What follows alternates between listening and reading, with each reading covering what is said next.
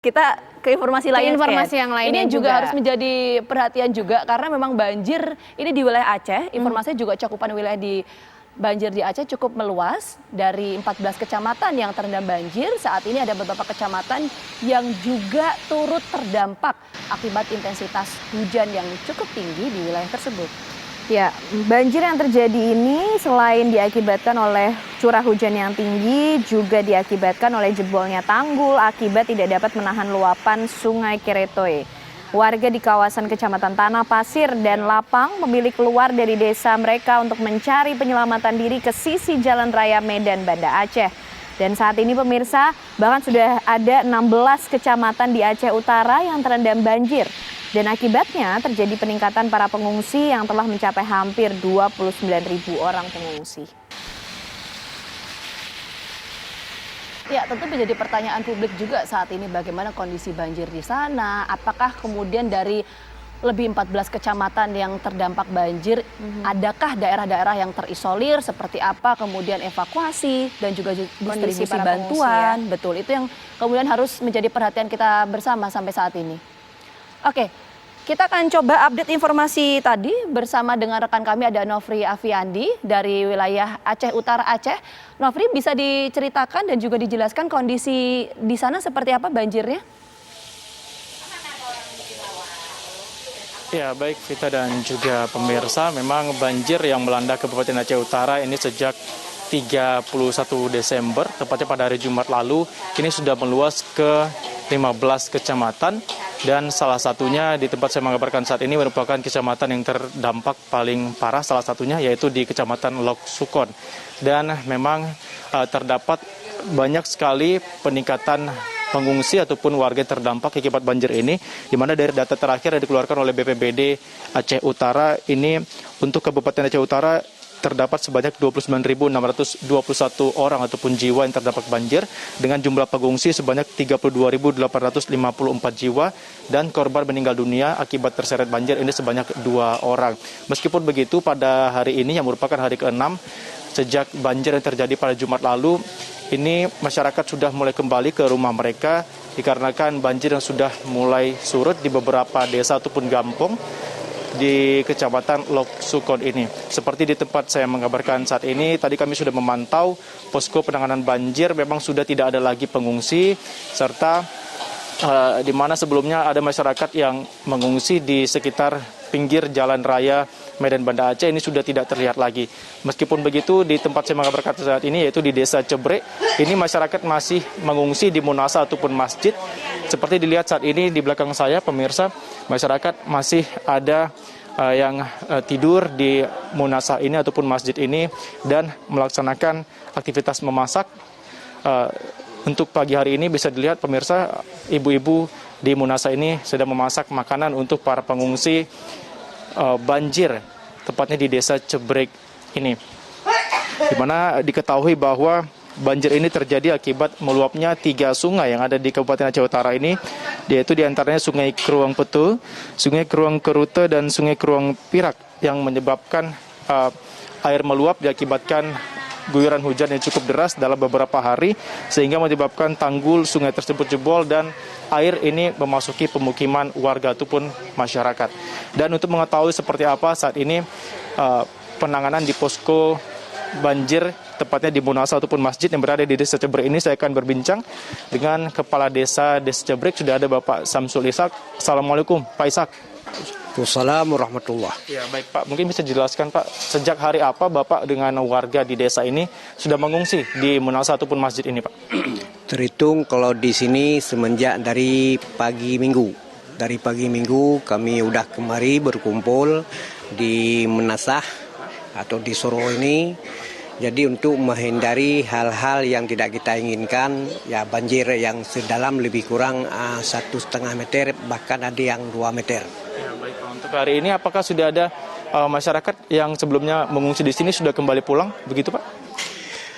Udah sebahagian kecil, udah juga yang kembali pulang untuk membersihkan lumpur-lumpur, sampah-sampah yang ada di rumah.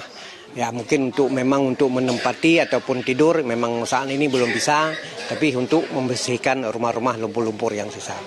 Sebelumnya ada berapa orang yang mengungsi di Munasa ini Pak, tepatnya di Desa Cebrek ini? Ya lebih kurang kalau di sini karena fasilitasnya terbatas lebih kurang ya 100 orang di sini.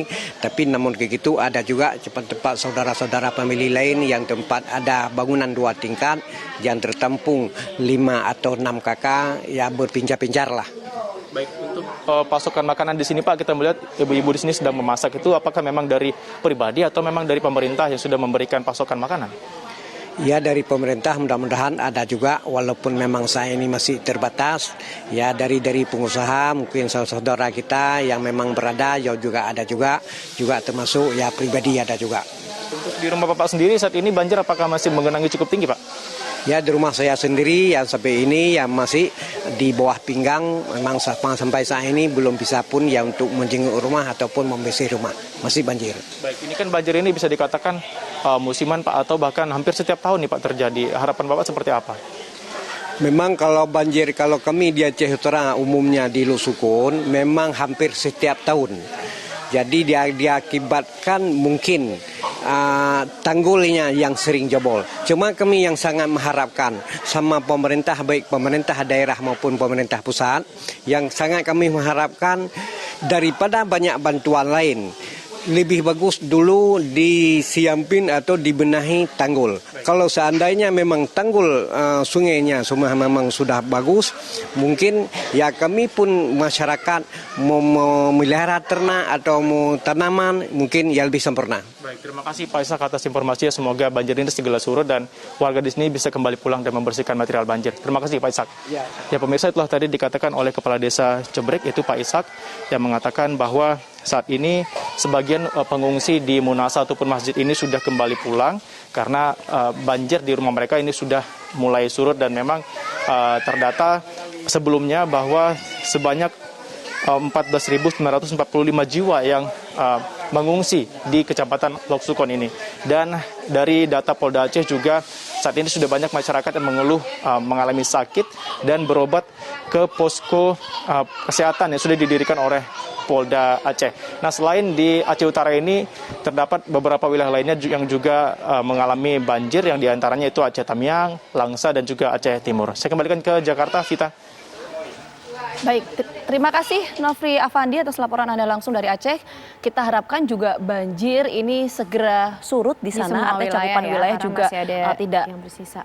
Terus meluas. Betul. Banjirnya, termasuk juga yang harus menjadi concern dari pemerintah mengenai penyebab banjir, Ken. Karena tadi kan disampaikan oleh warga Tidak setiap hanya, tahunnya betul, ini banjir. Ini jadi peristiwa tahunan yang terjadi harus benar-benar ditangani apa sebenarnya yang menjadi penyebabnya sehingga tidak kembali terjadi di tahun-tahun Nah berikutnya. itu kalau bicara soal penyebab kan ini ada dari hulu ke hilir kita lihatnya. Ada misalnya bagaimana untuk kawasan pemukimannya, termasuk daerah resapannya, apakah kemudian mampu untuk menampung air hujan, kapasitas sungainya bagaimana, perilaku masyarakatnya seperti apa. Karena kalau kita bicara soal penyebab banjir ini masalahnya atau penyebabnya terlalu kompleks. Tidak hanya menyalahkan cuaca, Iya. tapi termasuk bagaimana upaya-upaya yang harus disiapkan untuk mengantisipasi terjadinya banjir. Nah, selain banjir juga, Ken, yang harus kita antisipasi saat ini adalah juga mengenai kasus COVID-19. Ini memang kalau kita melihat datanya, kita akan tampilkan datanya, pemirsa. Memang kemarin sempat ada peningkatan ya beberapa hari untuk kasus COVID-19 hingga ini yang kemudian menjadi alasan kenapa di sejumlah wilayah ini ada kenaikan status level dari level 1 ke level 2, Ken. Ya, ada penambahan sekitar 299 yang positif COVID-19, bahkan juga yang meninggal ada 3 orang. Ini mengindikasikan bahwa COVID-19 ini masih berbahaya. Pemirsa tetap laksanakan protokol kesehatan dengan ketat, jangan lalai, apalagi ada varian baru Omikron yang juga harus diwaspadai. 162 sekarang, Ken. Data terbaru 162 varian baru Omikron, sehingga ini menjadi pengingat kita bersama bahwa COVID-19 belum usai. Ayo pakai masker, ayo vaksin. Itu yang kemudian harus kita tekankan bersama. Kita jeda dulu sejenak, Ken, ya. Betul. Apa kabar Indonesia Pagi masih akan kembali hadir untuk Anda pemirsa.